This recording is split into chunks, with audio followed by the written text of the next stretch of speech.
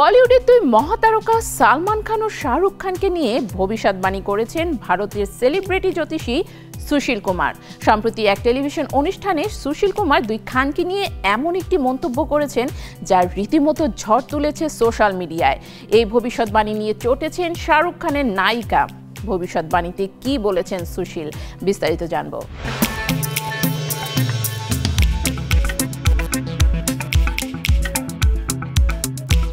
ভারতের সেলিব্রিটি জ্যোতিষী সুশীল কুমার সিং তার একটি সাম্প্রতিক মন্তব্যে ঝড় তুলেছেন। তিনি দাবি করেছেন বলিউড সুপারস্টার সালমান খান ও শাহরুখ খান একই বয়সে ৬৭ বছরে মারা যাবেন। এছাড়া সালমানের ভবিষ্যৎ নিয়েও আরও কিছু ভয়াবহ ভবিষ্যৎবাণী করেছেন সুশীল। তার মতে ২৫, ২৬, ২৭ সাল সালমান খানের একটি মারাত্মক অসুখে আক্রান্ত হবেন, যার নামও তিনি মুখে আনতে চান না। এমনকি এই অসুখে সালমানের শেষ দিনগুলো হবে অত্যন্ত কষ্টকর। অন্যদিকে শাহরুখ খানকে নিয়েও সুশীলের ভবিষ্যৎবাণী কিছুটা অস্বস্তিকর। তিনি বলেছেন শাহরুখের সময় এখন ঠিক চলছে, তবে ৬৭ বছর বয়সে শাহরুখও মারা যাবেন একই বছরে। এসব মন্তব্য শুনে উদ্বিগ্ন দুই খানের অনুরাগীরা। তাদের মধ্যে অন্যতম শাহরুখের নায়িকা সুচিত্রা কৃষ্ণমূর্তি।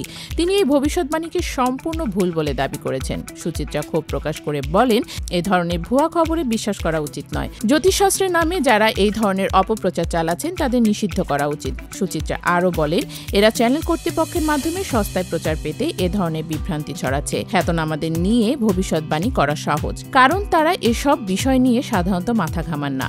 তবে সাধারণ মানুষের মধ্যে নেতিবাচক ভাবনা সৃষ্টি করে এরা প্রচারের সুবিধা নেন। এভাবে ভুল তথ্য প্রচার করা চ্যানেল কর্তৃপক্ষের জন্য ভবিষ্যতে বিপদ ডেকে আনতে পারে। এছাড়া সুচিত্রা আরও একটি উদাহরণ দেন সুশীল কুমারের ভুল ভবিষ্যৎবাণী নিয়ে।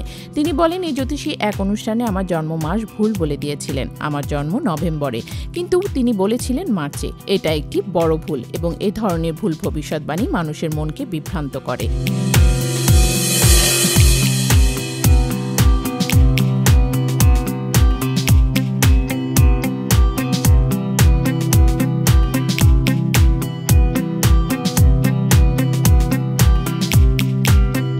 তবে এই বিতর্ক চ্যানেল কর্তৃপক্ষ চুপ থাকে না। তাদের পক্ষ থেকে দাবি করা হয়েছে, আমরা শুধুমাত্র সেলিব্রিটিদের সঙ্গে সংলাপ করছি যারা নিজেদের ব্যক্তিগত মতামত প্রকাশ করেছেন। তবে ভবিষ্যৎবাণী সম্পর্কে মানুষের নিজের বিশ্বাস থাকা উচিত। মিডিয়া শুধু একটি প্ল্যাটফর্ম সরবরাহ করে।